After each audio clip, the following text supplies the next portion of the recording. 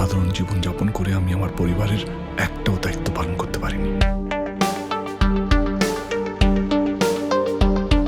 10 বছর পর ফের এক ফ্রেমে ধরা দিয়েছেন দেব আর শুভশ্রী। ধূমকেতু ছবির ট্রেলার মুক্তির মঞ্চে হাতে হাত রেখে একই কালারের পোশাক পরে হাজির হয়েছিলেন তারা।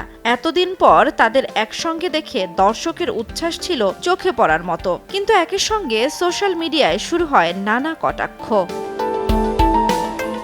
একসময় দেব শুভশ্রীর সম্পর্ক ভেঙে যাওয়ায় তারা একে অপরের সঙ্গে কাজ না করার সিদ্ধান্ত নিয়েছিলেন। শুভশ্রী বিয়ে করেছেন রাজ চক্রবর্তীকে, দেব আছেন রুক্মিণী মৈত্রর সঙ্গে সম্পর্কে। দীর্ঘ সময়ের দূরত্বের পরেও সিনেমার স্বার্থে এক হন তারা। সেদিন মঞ্চে নাচ আর খুনসুটিতে জমে উঠেছিল অনুষ্ঠান। দেব শুভশ্রীর কথোপকথন দেখে দর্শকরা খুঁজে পেলেন পুরনো দিনের মুহূর্ত।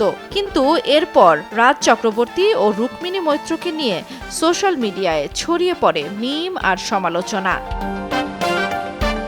এই কারণেই দেব প্রকাশ্যে ক্ষমা চাইলেন রাজ, রুক্মিণী আর শুভশ্রীর কাছে। বললেন, আমরা সব রাগ ভুলে সিনেমার জন্য এক হয়েছি, কিন্তু অনেকে শুধু নেতিবাচক দিকটাই দেখছেন। তবে দেব এটাও বলেন, যত কটাক্ষ হবে ততই ছবির প্রচার বাড়বে। জান্নাতুল দোলরা, সময় সংবাদ।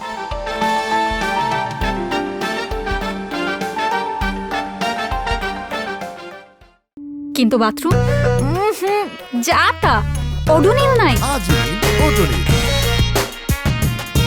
সুবাসিত ঘরে স্ট্যাটাস বাড়ে।